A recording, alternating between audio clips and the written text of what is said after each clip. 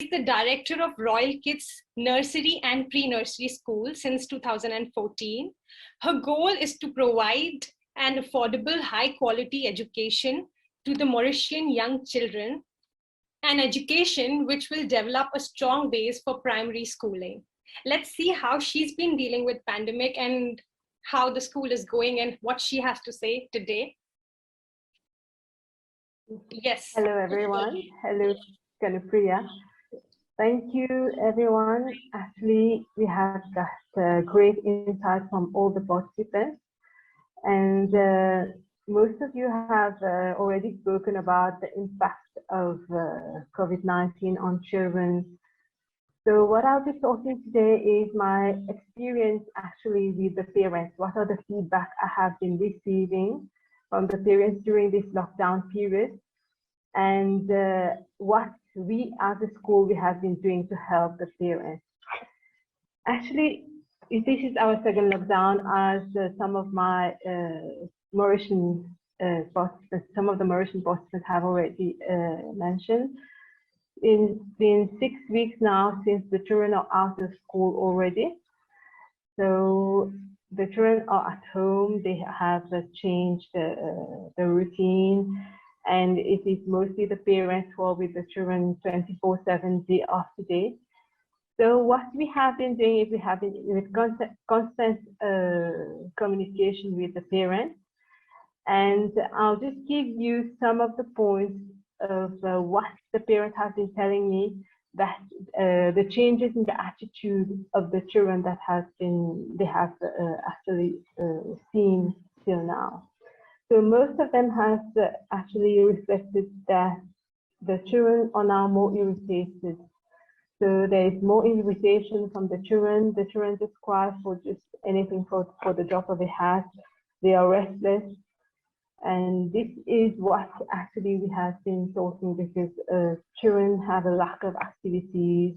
They are not going out, so there is no meeting with their friends, no socialization, etc., which is a result of it. So it is a sign of depression and anxiety, which is the result of children being confined to their homes. Another symptom is that children are returning to behavior that they have outgrown. For example, children who were already potty trained have maybe started using nappy a bit more, or having more accidents. Children who had grown out of the pacifier are now looking for comfort in this again. And it is those kind of behavior which children have grown out. For example, they had limited screen time, so now there is not really this limit, so they have constantly on their TV or tablet or smartphone with YouTube and everything. And there has been also a kind of unhealthy eating habits, because when people are at home, at the beginning, it's a lot of food on the table, because most of the day the children want to snack, want to have food. So there has been unhealthy eating habits, and based on last year's experience, we find that there has been cases where children have been gaining weight, unlike what they usually, because usually they have a lot of activities, they come to school, there's all these exercise. They're now confined at home. Children have a tendency to gain weight, and there is an erratic sleeping time. So there is a disruption in the sleeping habits. This has been something which a lot of parents have highlighted for us. So there is no real time to wake up and real time to go to bed. And there's also that thing, there's a difficulty to concentrate. Children get difficulty to concentrate, to focus on something, because firstly, they're just confined day after day on the same thing. They don't have that space, really. Not every child has got the opportunity to have the required space. And as was mentioned, now we're more in a nuclear family, so it's the father, the mother, and the child. So this is what parents have been giving as a feedback to us. So on our side as a school, what we've been doing is, as was mentioned, which helps, is the online sessions. I'm not saying online teaching for us, because here we need to realize that we are catering for children less than 6 years old. So we are having online sessions. Online teaching 9 to 2 o'clock is not really healthy and relevant for children for very young children. But we are having daily online sessions with the children. What we did is we brainstormed with our team and we reflected on several studies, and we came out with a strategy that we're having 2 30-minute sessions with the children every day, Monday to Friday. Why I'm saying sessions is because it is not just, these Zoom sessions are not just a continuation of the curriculum or education. It is a way to interact with the children. It is a way that they are getting the opportunity to speak to their teachers, and it is a way for them to see their friends.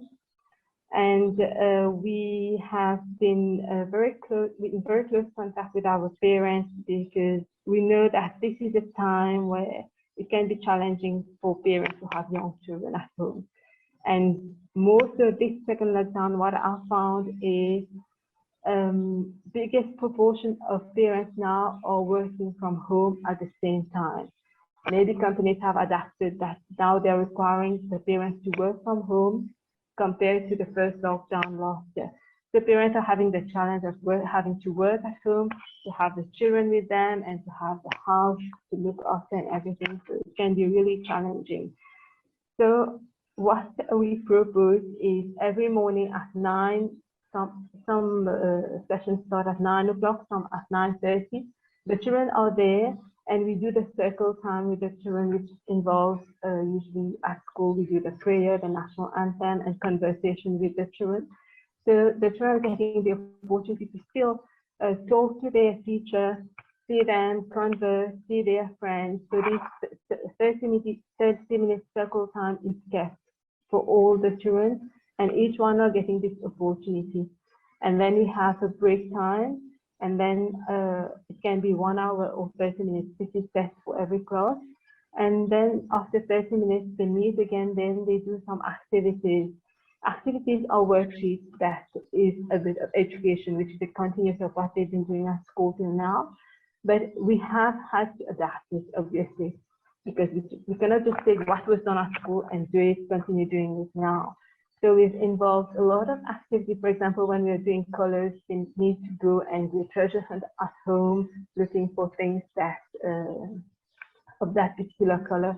Counting is done with the spoons and forks. For example, circles is based on what is available, shapes, what is available in the kitchen. It is really adapting it and making it fun and interactive for the child. So this has, we find that the children are really participating. They have a good time, they love, they communicate. It is a time where they feel valued, they feel that they are really getting the opportunity to express themselves. And we have fortunately had a good participation. Initially, it was a 70% participation from parents and children. And as days go by, we try to communicate with the rest of 30% and asking them why they are not involved. Actually, we said it is not compulsory because we do not want it to be a pressure on the child or on the parent if he or she cannot attend during that time. But we've been communicated and have an open discussion about why is there an issue. So some of them had maybe they were not very used to the Zoom application. So we've tried to coach them, and until now we have approximately 85% participation rate on our Zoom classes. But what I'd like to say here is the Zoom classes is not about teaching. It is about having these children having a routine, because children thrive on routine. When they get a time to wake up, they know there's a time when they will come, they will see their teachers, they will see their friends. It's from Monday to Friday, and then they have their weekends, and then they have some worksheets afterwards where they can do a few things at home. It helps the child and the parents to actually have something to do and know where to channel the child. Now, it's not only about worksheets. We also have exercises that they do online, and the children are really, really excited when this is done. When we do the jumping, and when we do like the clapping hands, when we do the running, even if it is just in the house, they are really participative, and we find that the parents are also very happy about it, and we find our children happy. So this is what is important during this period. The education is important. However, now during that lockdown period that children are at home, it is important to keep them happy and also to give them that opportunity to express themselves, because we are adults. When we find that we get frustration, we can't maybe express ourselves. Children sometimes, when they see stressed parents, or sometimes it is an eventuality that they are witness of domestic violence or abuse, they are seeing these things, they can maybe keep everything to themselves. So having this interaction with their carer, with their teacher, helps. We really believe it does help the children. And it is something that we would wish that most schools would do. Actually, I'm in an association with the pre-primary school managers, and a lot of them said that they don't find it relevant for children, young children, to have Zoom session, because they say the teaching cannot be done because teaching needs social interaction. I agree. At that age, social interaction is really important. But when we are not able to have it, so I think this is really important, where we are getting the opportunity to talk to the children and they are getting the opportunity to see us. We have had queries from parents, and we have, even when parents ask us, we give one-to-one virtual meeting with the child and the teacher, and they get to talk and express each other, because we all know that young children confide and trust their carers, their teachers. They do have that bonding, and there is this love that they get at school, and there is this connection which is built. So having this communication, I believe, is really important. For the future, what I would love to see is more and more private schools, because in Mauritius, the pre-primary school is mostly private institution. It's more than 70% is reflected as private institutions. I believe why the private institutions are not doing it, it's only a handful which is doing it, is because teachers, managers didn't get the coaching how to interact with young children virtually. It is true, it is very different. With our team, we had a lot of sessions, a lot of coaching about what are the activities that can be done and which are relevant virtually to be done with young children. And we find that it's really working. You really have an adaptation period, but we found that adaptation period was 1 or 2 days. On the third day, the children were really new, they had to come here and they were happy, they knew that they started to get into that routine. And we find that this has really helped. So that would be my last thing.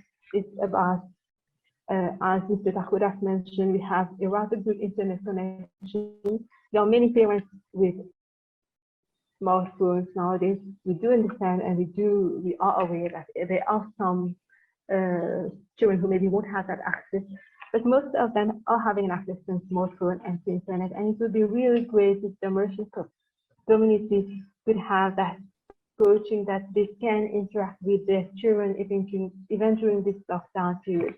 So 6 weeks already out of school, we don't know how many weeks we'll be going out again. So this is my wish for Mauritius, is that our young children keep this contact with their teachers and carers. Thank you, Kanupriya. Thank you for giving me this opportunity.